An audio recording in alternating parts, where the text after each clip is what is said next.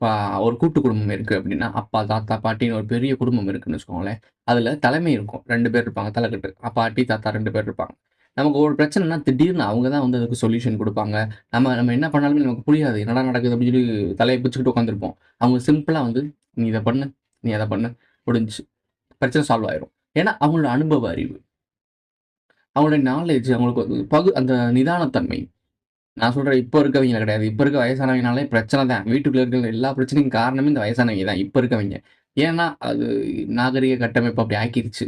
ஆனா, அந்த காலத்துல இருந்த பெரியவங்க எல்லாருமே ஞானம் அடைஞ்சு முதிர்ச்சி அடைஞ்சிருப்பாங்க. அறிவில முதிர்ச்சி அடைஞ்சிருப்பாங்க. உட்கார்ந்து வீட்டுக்குள்ள உட்கார்ந்து எல்லாத்தையும் கட்டி ஆளுவாங்க. எல்லாத்துக்கும் சொல்யூஷன் குடுப்பாங்க. இப்ப இருக்க வயசானவங்களுக்கு நாம கைய பிடிச்சு கூட்டி போய் உட்கார வைக்க வேண்டியதா இருக்கு. அந்த காலத்துல அப்படி கிடையாது. அவங்களோட பிரெயின் எப்பயுமே ஆக்டிவிட்டா இருக்கும். உடம்பு தளர்ச்சி ஆனாலும் பிரெயின் ஆக்டிவிட்டியா இருக்கும். ஸோ அவங்களுடைய வழிநடத்தல், அவங்களுடைய முன்னோர்கள் வழிபாடு இதெல்லாம் அது வேற மாரி ஒரு கட்டமைப்பு. அதனால ஸ்ட்ராங்கா இருந்தாங்க. இப்ப அப்படி ஒரு கட்டமைப்பில நம்ம வாழ்ந்துட்டு இருக்கோம். ஸோ இப்ப இருக்க முன்னோர்கள பத்தி நான் பேச முடியாது. அது கனெக்ட் ஆகாது.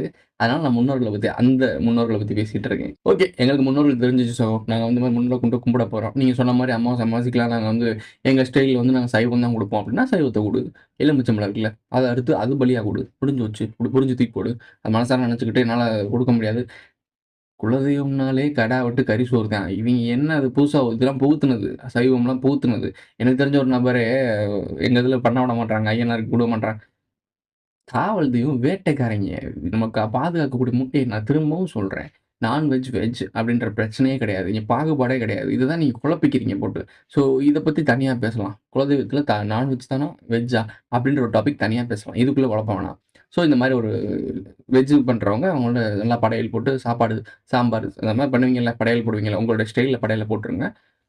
குறிப்பா எலுமிச்சம்பழத்த குடுத்து விட்டுருங்க. பட் நம்ம ஆள் இருக்காங்கல்ல, நான்வெஜ் கெடா வெட்ட விட்டுறவங்க. அவங்களலாம் முடிஞ்ச அளவுக்கு மேபி காசு பணம்லாம் வச்சிருக்கீங்க.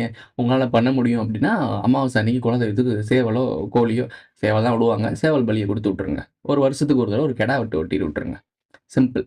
உங்க வீட்ல குழந்தைங்கலாம் இருந்தாங்க அப்டின்னா, அந்த குழந்தைகளுக்கு முதல் மொட்டை, அப்புறம் எப்ப மொட்டை போட்டாலும் அந்த குலதெய்வத்துக்கு போய் போடுங்க.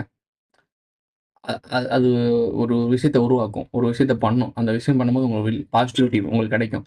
ப்ரோ நான் நேத்து பண்ணேன் எனக்கு நடக்கல. இது வந்துரக்கூடாது. திரும்பவும் சொல்றேன். 3 அமாவாசை. நான் எக்ஸ்பீரியன்ஸ்ல நான் குடுத்த எல்லாருக்கும் அது நடக்குது. 3 அமாவாசைக்கு நீங்க தொடர்ந்து அமாவாசை கரெக்ட்டா வழிபட்டு முன்னோர்கள் கரெக்ட்டா வழிபட்டீங்க. கரெக்ட்டா உங்க குலதெய்வத்த கைட் பண்ணீங்க அப்டின்னா, முதல்ல உங்களுடைய சிக்கல தீர்க்கும். ஒரு ஒரு குழப்பம் இருக்கும். இடியாப்ப சிக்கல் இருக்குல்ல. இடியாப்பத்துல இருக்க முடிச்சுகள் எல்லாம் கண்ல காட்டி விட்டுரும். அந்த முடிச்ச நீ தான் அவுக்கணும். அவங்க வரமாட்டாங்க. நீ தான் அவுக்கணும். அவுத்து விடுவ. அப்படியே பிரச்சனை கொஞ்சம் கொஞ்சமா சரியாகும். அதுக்கப்புறம் சர்ச்சைக்குரிய ஆட்களோட மனநிலை மாறும். உங்ககிட்ட அணுகுற முறை மாறும்.